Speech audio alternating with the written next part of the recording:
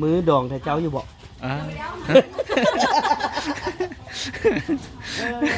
ปกตินี่น้องใส่สิ้นนี่ตอนใดตอนไปวาดไปวาดนี่คือคลิปแล้วไปใส่อีกไปดอง คลิปแรกเลยเนาะบ่เตียงเนาะคลิปเล็กที่เฮ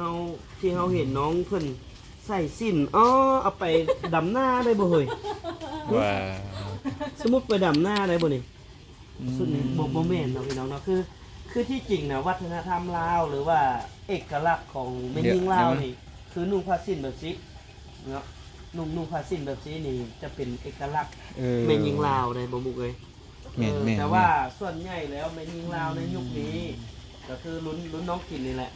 ก็จะแต่งกายลักษณะแบบแม่ยิงลาวนี่จะไปใส่บาตรแม่นบ่ลงวัดฟังธรรม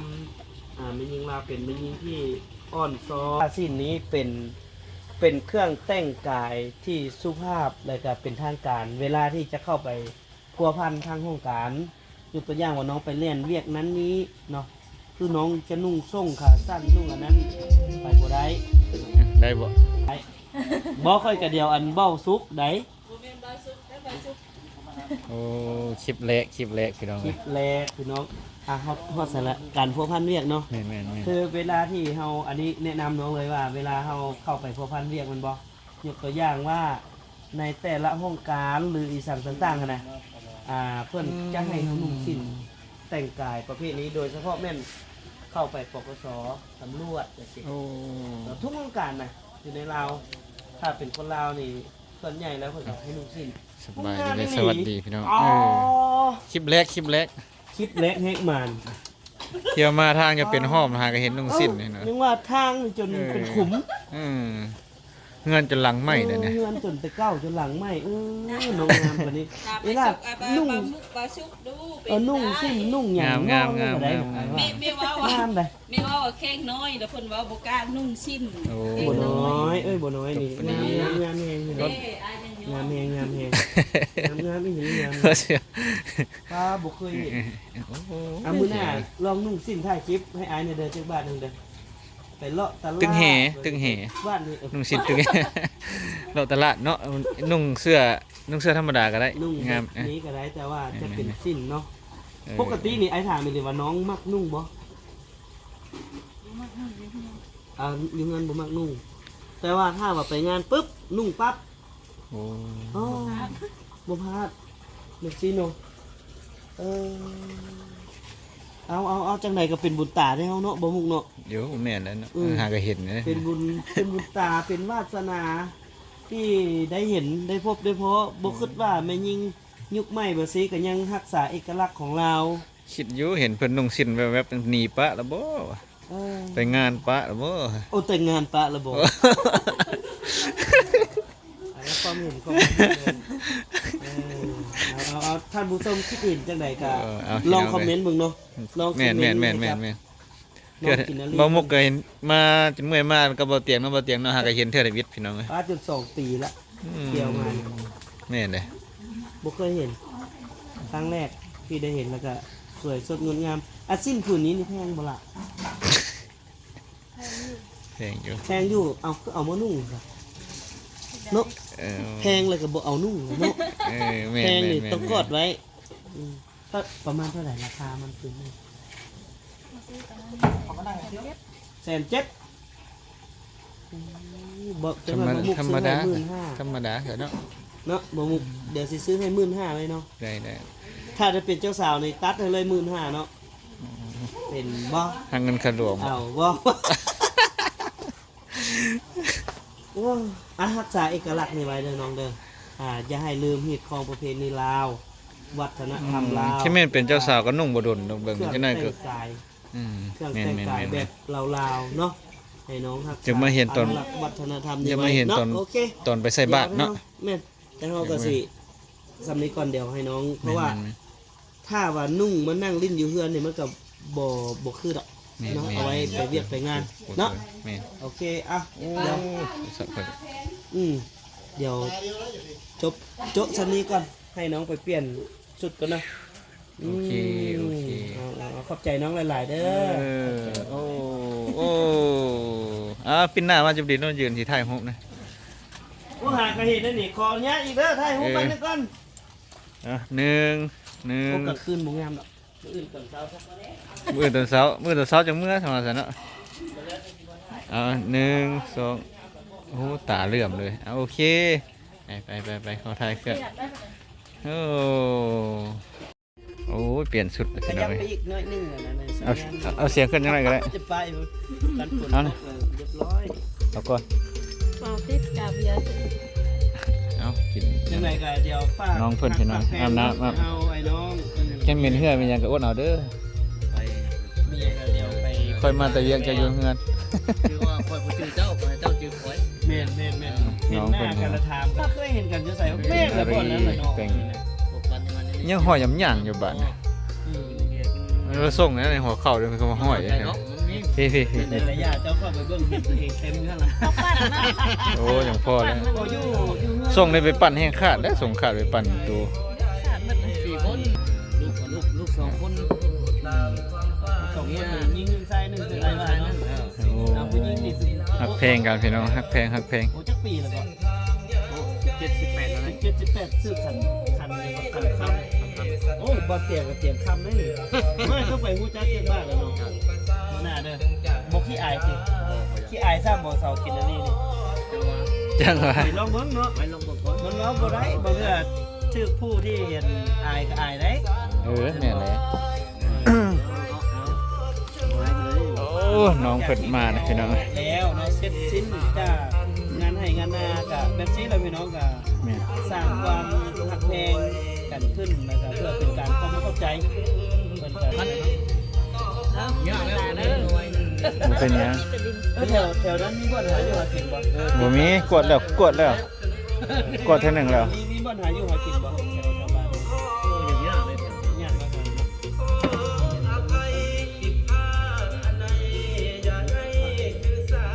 ยามนี้มันจะขาดเนาะสั้น เอายก กันฮู้นะนี่มา เนาะคักเลยเปิดป่า ก็ซิว ๆอ๋อร้อยเปอร์เซ็นต์ อาบน้ำเรียบร้อยเดี๋ยวเปลี่ยนแต่เครื่องให้ ร้อยเปอร์เซ็นต์ ว่าน้ำไม่ดี การหน้าเดี๋ยวเราก็มีกิจกรรมเนาะสมมุติเราไปเยี่ยมยามเพื่อนไอ้ที่มีกิจกรรมมาประชุมแซวกันตามความแข็งแรงของเราในนี้แหละพี่น้องเอ้ย โอ้กินงามครับเบิดเลยโอ้ พี่กินเขา มันมา เอาอีกจกนะ ไว้สินเท่ากัน เย็นเลย อ๋อ มันยังอยู่พวกไปชวนอยู่โรงเรียนนี่ โอ้ เล่นมีเป็นส่วนมัน นี่คือน้องกินนะครับอาบน้ำเรียบร้อยโอ้ยังแต่บ่มุกแล้วไปอาบน้ำพี่น้องเม็นเหือเม็นยังโกดเอาเด้อพี่น้อง มาเห็นหน้าเหนียวเอาเรื่องมัน เปลี่ยนเลยพี่น้องแปลงล้างเมื่อกี้น้องสิ้นเนาะคิดอยู่สิไปไสน้องสิ้นวะโอ้ มาแต่อาบน้ำ เพิ่นมีนะน้องสิ้น เอาเบียร์ นี่มีผู้สาวไม่เงี้ยลิน เบิ่แล้วบ่ฮะ ลินลินเรื่อยๆลิน โอ้เดี๋ยวให้บ่ทุกสันไป บ่ได้ติดหนี้เด้อแต่เฮาเด้อเนาะน้องกินเนาะโอ้น้องกินใส่สิ้นให้ไอเตียงเบิ่งน้อยนึงว่าโอ้เดี๋ยวทำได้สวยมาก แม่น หน้าเด้อเดี๋ยวใส่สิ้นไปบ้านแห่เนาะ มาไม่เขาจะคุยคุยมั้ง เอาเจ้าอย่างมาให้เอาค่อยเย็นให้เจ้านี่ก็ได้ กระท่อมอันนี้กระท่อมน้อยค่อยฮักพี่น้องนี่กระท่อมน้อยค่อยฮักของชาวกินนารีมีกระท่อมนี่แหละกระท่อมพักใจ โอ้ ยามเบามุกเบาทุกข์ โอ้ มานั่งพักใจอยู่นี่วันอาทิตย์เนาะ โอ้แน่นั้นบ่ แม่น โอ้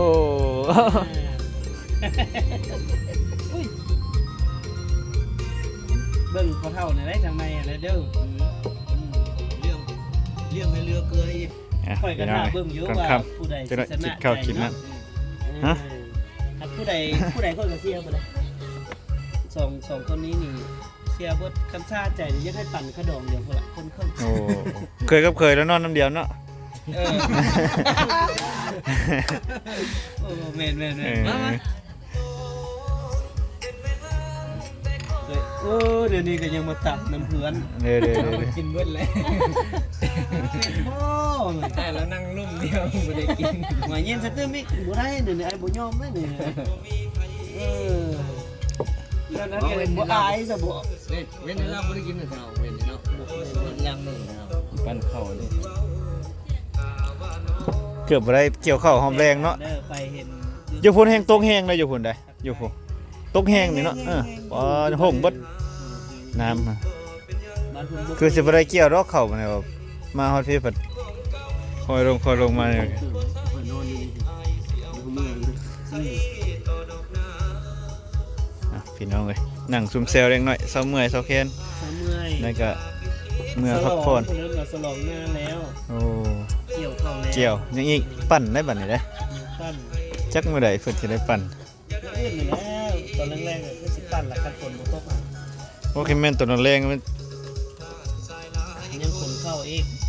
โอ้ มื้ออื่นมันสินเนาะสินเต็มโตเลยเต็มแม็กเลย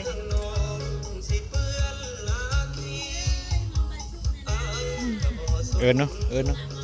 ไอ้จุ๊บ อ่า มา มาอยู่ กิ พี่ นฮ นะ อตมาพี่กินฮอตเหรอสิ มาพี่มาทุกคน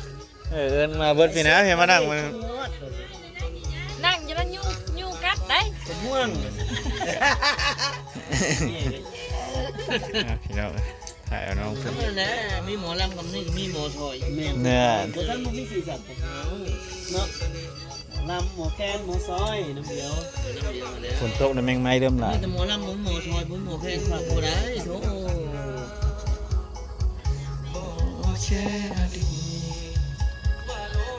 เห็นเพราะว่าบ่มุกมักสไตล์แบบซี่พี่น้องเพลง มันไปเองมันไดบ่เตียงเอ้ย นะ ไปเองมันได มันบ่เจือนคือตะฝั่งศอกตะฝั่งเซ่ บ่แม่นไดมันไปเองมันได สายยาของเพิ่นก็คือเบามุกบรรณา เออ ปัจจัยสาวฮอบศอก โอ้ มาพี่สาวหอบซองนะ บ่ได้มักแต่เป็นขวัญใจเขาเขามักเขามักผู้สาวฮอบ ส ศอก เปคเขาเนาะ สเปคเขาผู้สาวฮอบศอกเห็นนะครับเจ็บแต่ ไปเห็นผู้สาวแล้วบ่เตียงเอาลัดก็แล้วว่าเรียบร้อยว่าแล้ว บ่ได้เมียดอกคือนี่ เออ วนวายอยู่ปล่อย ขาวแห้ง อีหลีใส่ชิ้นยั่วใส่บุนั้นยั่วใส่บุนี้แล้วก็พาไปเป็นเคยไรบ้าน ไปเอาเมียบ่ได้เมียวับไปเอามา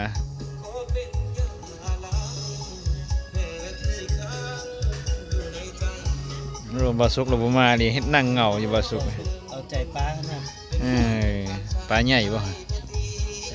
อา ยังไม่ได้ได้เหมือนกันคือที่สอง ใส่ผู้ใหญ่เด้ ผู้ใหญ่อีกผู้หนึ่งคน อยู่ใส่ผู้ใหญ่ กันเห็นก็ค่อยละแก้วบ่ได้งุบเลยล่ะก็ค่อย อยู่ในบ้านบ่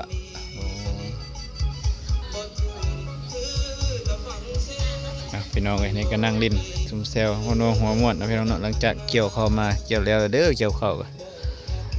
บ่เตียงมาแล้วเรียบร้อยพี่น้องมาซ้ำ เอามาหมดแล้วเดี๋ยววัน แม่น จะสังเกตเลยว่าไปเกี่ยวข้าวเห็นบ่ไวกว่าแม่น้องกินอีก อืม เว้าอีหลี เบิดแล้วได้ แม่น้องกินฮะ เบิดแล้วได้ เดี๋ยวอีกไปให้เขาเอามาส่ง มาบ่ไปซื้อเอาก็ได้ เฮ้ยจุดเจ็บแล้วก็เฮ็ดบัด เงี้ยดีบ่ แม่รอดก็ดอก ขาวแห้งโอ้บ่สุขสันต์สบายดีบ่สุขสันต์โอ้ เมาแล้ว เมาแล้วบ่นี่ซึมๆแล้วเนาะ เมาหัก แดงหน้าตาแดง ว่าจังสิเมาแล้วว่าเมาหักน้องกินนาลี โอ้อ่า ตาย เจ้าดิบ่มีคารมจังหน่อยเลยเนาะบอกให้น้องกินนาลีว่าเมื่อยบ่ เอามา ครับเจ้า เว้า เมาจนตา บ่สุขสันต์ แจ้งเพื่อชีวิตบ่ อยู่โดดจนเท่า จำเท่าบ่เท่าแล้วผมไปจนงอก อืม จนขาจนพูดเลย จังนั้นก็ฟังรับตั้งไหวแล้วเฮา เว้าว่านะเด้อเว้าว่าถ้าสมมุติได้เป็นถ้าว่าได้เป็นแฟนกับสาวกินนาลีก็ยังว่าเจ้าเท่าแล้วเนาะ ไอ้อีก ถ้าสมมุติว่าอกหักจากสาวกินนาลีเนาะให้เจ้าสองคนน่ะนะแล้วเอาน้องสาวเรามันแยกสิบทโคตรเท่าเลยบอก แม่ก็ บ่ปลูกก็ได้บ่ปลูกก็ได้ แม่เจ้ามีบ่ บ่ใส่นี่เลยก็ได้นะ ไปหาเรียกจนถามกูบ้าว่ากินนี่ มันถาม นั่งไอ้จุกมาแล้วคือเดี๋ยวกูบ้าอันน่ะมา โอ้ เปลี่ยนหน้ากันมาเบ้าลายแท้ ชื่อเนาะ แล้วเดี๋ยว เดี๋ยวเว้าเดี๋ยวนี้โลดแม่นล่ะซอยเฮาแน่ว่าสิเฮาอยากเลี้ยงกูเบ้า พี่น้องเอ้ยนั่งเซลกันบ่สุขสันต์ก็โอ้อยากซึมๆแล้วเนาะบ่สุขสันต์เนาะ เน่าหน้าตาแดงมาเลย เอามือ หน้าดำหน้าแดงมาเลย ปูซาดโอ้บ่ปูก็ได้เขาว่าบ่ปูมันอันนั้นนะ ดูนะ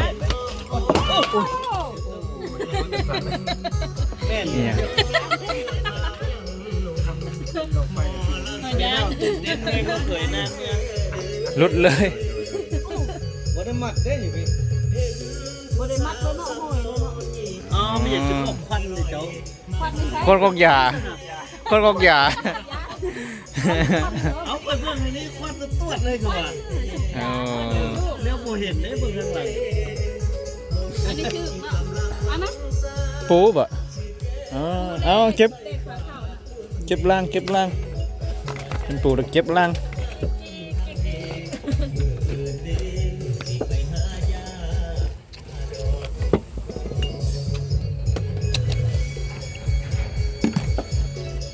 หน้าอายเลย ปูเล็กๆน้อยๆนะ ย่าเลยน้องชินกินนี่ลูกแล้วไหม สำนีก็ได้แล้วย่างบนรถแต่ไอ้แบบที่ลูกนั่งอยู่นี่ เห็นห้องอยู่บ่ ใส่บนนั่นก็ได้ครับผมซึ่งว่าใส่ก้อนนั่นบอกมาโน่นก็ได้นี่เพราะมันไก่โพดบ่สุกมันไก่โพดใส่ไฟฮอดบ่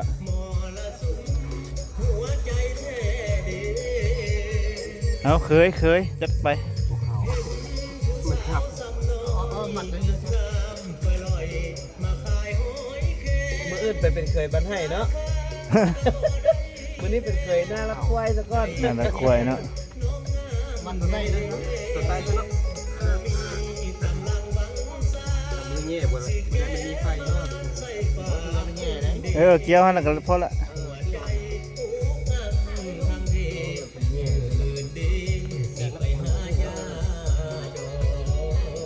พอสุกเลยอ๋อไว้ เสิร์ฟก็ขึ้นก็เสิร์ฟ แม่ครัว อ่อนนี่เนาะเอามาถ่ายคลิปกัน แม่ครัวพี่น้องเอ้ยมาแล้วใหญ่อะ เสร็จเรียบร้อยมานี่ ขอบใจทั้งแม่ครัวหลาย ขาดแล้วก็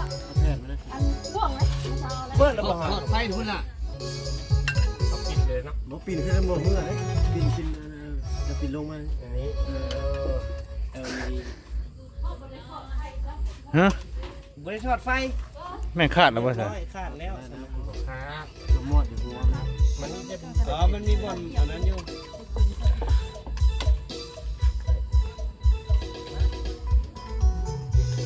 เอาก็ต่อไฟบ่ได้บ่ให้เป็นเคยเด้อ ซบนั้นใส่เลยบ่ซบบ่นั้นก็ได้บ่ค้างก็ซบได้เลย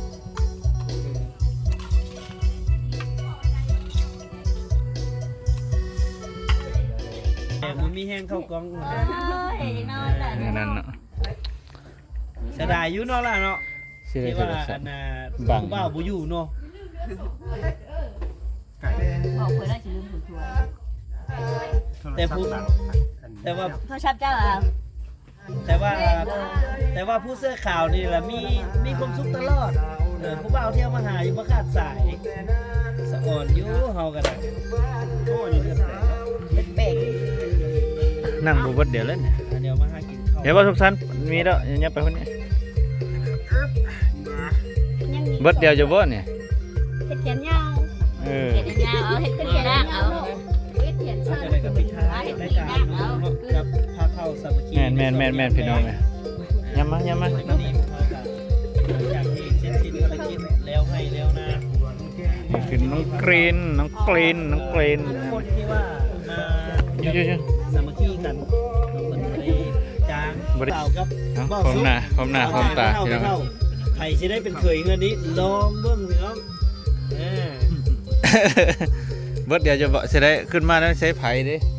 ยังไปยังเพื่อเอาจาน โอ้